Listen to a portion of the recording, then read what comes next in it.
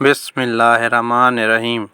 حدیث میں آیا ہے کہ جب رسول خدا نے اپنی بیٹی فاطمہ رضی اللہ تعالیٰ عنہ کو امام حسین کی شہادت اور ان پر آنے والی مصیبتوں کی خبر دی تھی، جناب فاطمہ رضی اللہ تعالیٰ عنہ نے جو سنا کہ حسین 3 روز پیاسا رہے گا اور اس کو بڑی بے دردی کے ساتھ ذبح کیا جائے گا، پھر اس کی لاش بے گور و کفن پڑی رہے گی، تو بہت شدت سے روئیں۔ بولی، اے بابا، میرے حسین پر یہ واقعہ کب پیش آئے گا؟ جناب رسول خدا نے فرمایا، اے فاطمہ، افسوس کہ تیرا فرزند مصیبت میں مبتلا ہوگا، تنہا ہوگا، اس وقت نہ میں ہوں گا، نہ تو ہوگی، نہ علی ہوگا۔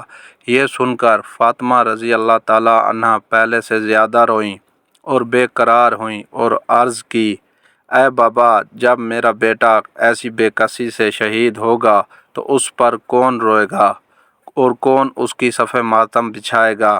حضور صلی اللہ علیہ وسلم نے فرمایا، فاطمہ میری امت کی عورتیں میری اہل بیت کی عورتوں کی مصیبت کو یاد کر کے روئیں گی، اور میری امت کے مرد میرے اہل بیت کے مردوں پر روئیں گے۔ میرے دوستوں کی ایک قوم ایک دوسرے کے بعد تیرے حسین کا سامان ماتم ہر سال تازہ کریں گے۔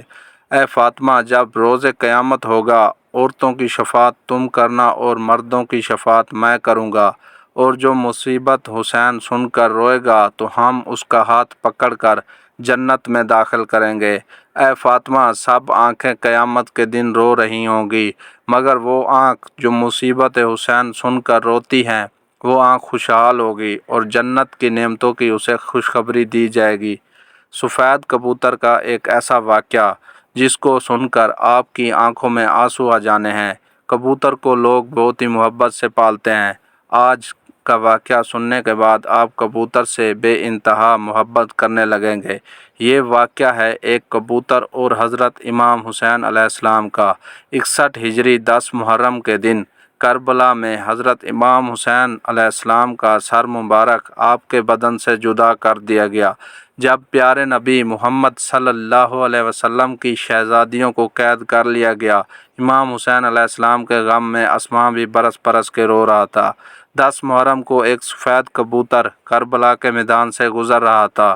کبوتر نے دیکھا کہ کربلا کی تپتی ہوئی زمین پر رسول کے نواسے کا جسم مبارک تنہا پڑا ہے۔ وہ کبوتر چیختا ہوا آسمان سے نیچے اتر آیا اور دوسرے پرندوں سے کہنے لگا کہ قیامت آ گئی ہے اور پیارے نبی محمد صلی اللہ علیہ وسلم کے نواسے کو کربلا میں شہید کر دیا گیا ہے، رسول اللہ کا خاندان کربلا میں بکھر گیا ہے۔ یوں کبوتر کربلا میں آ کر پھرنے لگے اور امام حسین علیہ السلام کے غم میں رونے لگے، اور اس کبوتر نے اپنے آپ کو حضرت امام حسین علیہ السلام کے خون سے تر کر لیا اور واپس اڑ گیا۔ پھر وہ کبوتر اڑتا ہوا مدینہ شریف جا پہنچا اور طواف کی طرح پیارے نبی محمد صلی اللہ علیہ وسلم کے روضے کے ارد گرد چکر کاٹنے لگا۔ اس کبوتر کے پروں سے خون کے قطرے ٹپک رہے تھے۔ مدینے کے لوگوں نے جب اس کبوتر کا حال دیکھا تو حیران و پریشان ہو گئے۔ اس کے بعد جب ان لوگوں کو معلوم ہوا کہ کربلا میں حضرت امام حسین علیہ السلام کو شہید کر دیا گیا ہے، تو پھر معلوم ہوا کہ سفید کبوتر پیارے نبی رسول اللہ صلی اللہ علیہ وسلم کے روضے پر کیوں آیا تھا۔ کبوتر یہ پیغام دینے کے لیے آیا تھا کہ رسول کے نواسے کو بے دردی سے شہید کر دیا گیا ہے۔ اسی لیے بزرگوں نے ارشاد فرمایا ہے کہ دنیا میں جو سفید رنگ کا کبوتر ہے وہ اسی کبوتر کی نسل میں سے ہیں۔ اللہ تعالیٰ نے ان کبوتروں میں اتنی شفا اور برکت رکھی ہے۔ تاریخ میں لکھا ہے کہ مدینہ میں ایک گاؤں میں سیام نام کا یہودی تھا۔ اس کی ایک بیٹی تھی جو بہت ہی خوبصورت تھی۔ اس کو اچانک ہی بوڑھ کا مرض ہو گیا، جس کی وجہ سے اس کے پاؤں اور آنکھوں نے کام کرنا ختم کر دیا۔ وہ لڑکی نابینا ہو گئی۔ اس لڑکی کو دیکھ کر اس کے رشتہ دار، محلے کے لوگ اس سے شدید نفرت کرنے لگے۔ لوگ باتیں کرنے لگے کہ کہیں یہ مرض ہمیں نہ لگ جائے۔ وہ یہودی اپنی بیٹی کو لے کر اس شہر سے دور چلا گیا۔ ایک باغ میں جا کر اس نے اپنی رہائش کر لی۔ وہ یہودی سارا دن شہر میں کام کرتا اور واپس شام میں اپنی بیٹی کے پاس آ جاتا۔ ایک دن ایسا ہوا کہ وہ یہودی اپنے کام میں اتنا مصروف ہو گیا تھا کہ وہ شام میں اپنی بیٹی کے پاس نہ آ سکا۔ لڑکی پریشان ہو گئی کہ اتنا وقت ہو گیا ہے، میرا والد ابھی تک نہیں آیا۔ وہ اپنے والد کو ڈھونڈتی ہوئی ایک درخت کے نیچے جا پہنچی۔ لڑکی نے محسوس کیا کہ اس کے آس پاس ایک پرندے کی چیخ بھری آواز آ رہی ہے۔ اس کی آواز میں اتنا درد تھا۔ وہ لڑکی اس آواز کو سنتے ہوئے اور آواز کا پیچھا کرتے ہوئے گھسیٹتے گھسیٹتے اس درخت کے نیچے جا پہنچی۔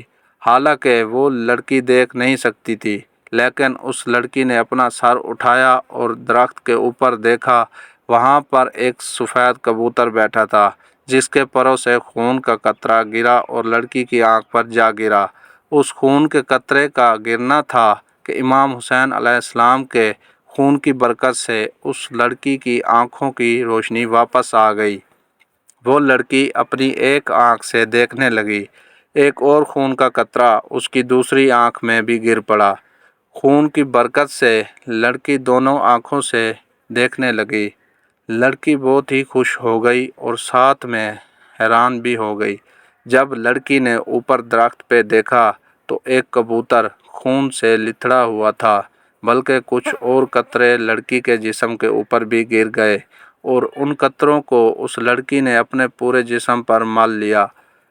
لڑکی کا پورا جسم ٹھیک ہو گیا۔ امام حسین علیہ السلام کے خون کی برکت سے لڑکی کو مکمل شفا مل گئی۔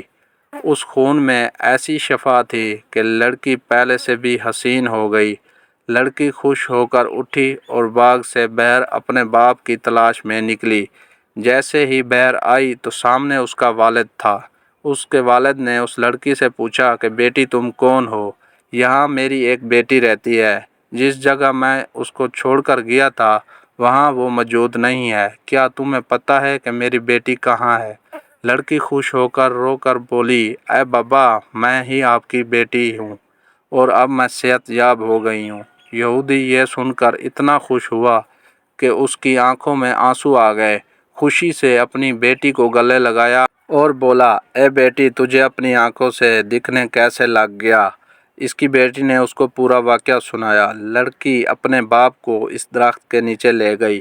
یہودی نے کبوتر سے کہا، اے خوبصورت پرندے، تیری اس دردناک آواز کے پیچھے وجہ کیا ہے اور تیرے پروں سے یہ مبارک خون کس کا ہے جس خون میں اتنی شفا ہے؟ کہ کبوتر نے جواب دیا، یہ خون محمد صلی اللہ علیہ وسلم کے نواسے امام حسین علیہ السلام کا ہے، جس کو ظالموں نے کربلا میں شہید کر دیا ہے۔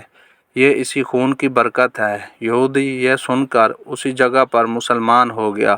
جب کوئی بھی اس یہودی سے مسلمان ہونے کی وجہ پوچھتا تو یہودی پورا واقعہ تفصیل سے ان کو بتاتا۔ سلام ہو پیارے نبی سرکار دو عالم پر، سلام ہو محمد صلی اللہ علیہ وسلم کے خاندان پر، سلام ہو اس پاک خون پر جو کربلا کی تپتی ہوئی زمین پر بہتا رہا۔ رسول کے دین کو بچانے کے لیے پیارے نبی کے خاندان نے اپنی اور اپنے پیاروں کی قربانیاں دے دی۔